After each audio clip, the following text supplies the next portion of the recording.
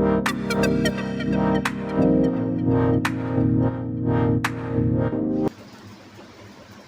Good morning. Last క్లాస్లో నేను tables 12th table నుంచి 19th టేబుల్ వరకు 20 నుంచి 100 వరకు ఎలా చేయాలో చెప్పాను. తర్వాత తీసివేత ఎలా చేయాలో చెప్పాను. ఇప్పుడు కొన్ని రెండంకెల గుణకారాలు, తర్వాత వర్గాలు ఎలా చేయాలో మనం నేర్చుకుంటాం. ఇప్పుడు ఈ రెండింటిని గుణకారం చేయాలనుకోండి, మామూలుగా అయితే ఫస్ట్ దీంతోని 2తోని, తర్వాత దీంతోని 2తోని, అండ్ తర్వాత రెండింటిని యాడ్ చేస్తాం. అంటే దాన్ని 3 స్టెప్స్ మెథడ్ అంటాం. ఒక స్టెప్ మెథడ్లోనే చూడండి, 7 3 21. ఈ 5 ఉంది కదా, దీనికి ఒకటి కలుపుకోవాలి. 5కు ఒకటి కలిపితే 6, 5 6 30, అంటే 30 21 అవుతుంది. ఇట్లనే ఇది 4 6 4 24, 6కు 7 కలుపుకోవాలి, దీనికి ఒకటి కలుపుకోవాలి. 6 7 42. అలాగే చూడండి, 7 3 21, 9 10 90. ఈ 9కి ఒకటి కలుపుకోవాలి. ఇక్కడ 9 1 9, 4 4 16, 4 5 20. ఈ కింద 4కు ఒకటి కలుపుకోవాలి, పైన 4 అలాగే ఉంచాలి. ఇక్కడ ఇటువైపు ఉన్నాయన్నీ సేమ్ నెంబర్లు, ఇటువైపు ఉన్నాయన్నీ డిఫరెంట్ నెంబర్లు. 4 5 20. కానీ ఇక్కడ రెండు సంఖ్యలు ఉన్నాయి కాబట్టి 4 సంఖ్యలు వస్తాయి కాబట్టి 0 పెట్టుకోవాలి. అలాగే 5 5 25. 6 ఇక్కడ 6 కాదు, ఇక్కడ 7 వేసుకోవాలి. 6 × 7 42 × 25.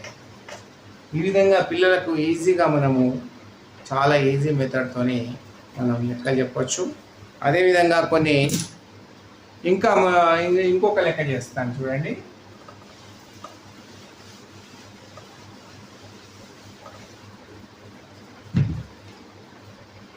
ఏడు ఇంటూ 7 6 × 4, 6 4 24.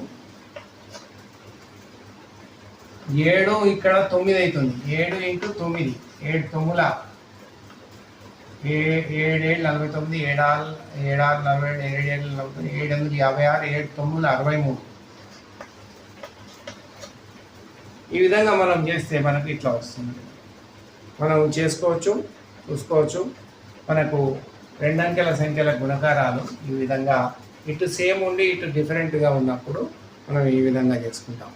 అలాగే కొన్ని వర్గాలు ఉంటాయి. వర్గాలు తొందర చేయాలంటే చాలా కష్టం. ఉదాహరణకు 107 whole square, 109 whole square, 105 whole square, 107 whole square. ఇలా ఇవి ఎట్లా వేసుకుంటాం? 107 × 107 3 సార్లు ఇది 4 స్టెప్స్ మెథడ్. మనం డైరెక్ట్ ఎట్లా చేస్తామంటే చూడండి, 107 + 7, 107 7 ఎంత అవుతుంది? 114. ఇక్కడ 7 ఉంది కాబట్టి 7ను 2 సార్లు వేసి గుణించాలి. 7 7 49 ఆన్సర్. అట్లే చూడండి, 109 + 9 అంటే ఎంత అవుతుంది? 109 118, 9 9 81 ఆన్సర్. ఇది చూడండి, 105 + 5 110, 5 5 25. ఇది చూడండి, ఇది 106 వేసుకోండి. 106 + 6 112, 6 6 36. ఈ విధంగా మనం వేసుకుంటే, ఈ విధంగా మనం వర్గం చేసేటప్పుడు ఏ సంఖ్యనైనా ఈజీగా ఇక్కడున్న సంఖ్య ప్లస్ ఈ సంఖ్య, ఆ రెండు సంఖ్యలను కూడిన తర్వాత తీసుకున్న సంఖ్య, నెక్స్ట్ ఈ చివరిలో ఉన్న సంఖ్యను వర్గం చేయాలి. 7 7 49. ఇది 109 + 9 118, 9 9 81, 105 + 5 110, 5 5 25, 106 + 6 112, 6 6 36. ఈ విధంగా వర్గమూలం మనం పిల్లలకు ఈజీగా నేర్పవచ్చు.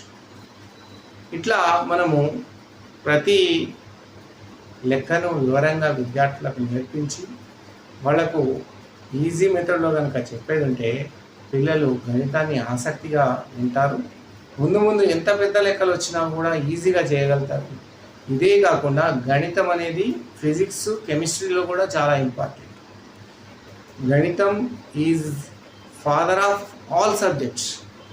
అన్ని సబ్జెక్టులకు గణితము తండ్రి లాంటిది. ఈవెన్ ఇల్లిటరేట్స్ కూడా, మనం చదువురాని వాళ్ళని కూడా గణితాన్ని ఆటోమేటిక్గా వాళ్ళు యూజ్ చేస్తుంటారు. ఒక షాప్లో పోయినప్పుడు పలానా సబ్బు 15 రూపాయలు అయితే 2 సబ్బులు ఇవ్వమ్మా అంటే 15 30 అవుతుంది. అట్లే కూరగాయలు కొనేటప్పుడు వంకాయలు కిలో, 2 బీరకాయలు, అట్లే కాకరకాయలు, వాళ్ళు చెప్పిన రేట్లన్నీ యాడ్ చేసుకొని తనకు తనే చెప్తుంది. అంటే ఇల్లిటరేట్ అయినా కూడా గణితాన్ని అక్కడ యూజ్ చేస్తారు. గణితం లేనిది ప్రపంచం లేదు. ప్రపంచంలో గణితం అనేది చాలా ప్రాముఖ్యత పొందింది. ప్రతిదీ గణితం మీదనే ఆధారపడి ఉంటుంది. గణితంలో కనుక పర్ఫెక్ట్ ఉంటే ఫిజిక్స్, కెమిస్ట్రీ, బాటనీలో కూడా, బయాలజీలో కూడా చాలా పర్ఫెక్ట్ ఉంటాయి. ఇంతేకాదు సోషల్లో కూడా మ్యాప్ పెయింటింగే కానీ, తర్వాత అక్షాంశాలు, రేఖాంశాలు అవన్నీ గణితానికి సంబంధించినవి. దేని కర్కట రేఖ ఏ రేఖ నుంచి పోతున్నది, ఏ డిగ్రీ నుంచి పోతుంది, మకర రేఖ ఏ డిగ్రీ నుంచి ఏ రేఖ నుంచి పోతుంది, భూమధ్య రేఖ ఎక్కడి నుంచి పోతుంది, ఇవన్నీ గణితానికి సంబంధించింది. కాబట్టి పిల్లల లోపల గణితము అనేది ఆసక్తి పెంచితే మిగతా సబ్జెక్టులు కూడా ఆటోమేటిక్గా వచ్చేస్తుంటాయి. ఈ వీడియో మీకు నచ్చితే లైక్ చేయండి, షేర్ చేయండి, సబ్స్క్రైబ్ చేయండి. ధన్యవాదాలు.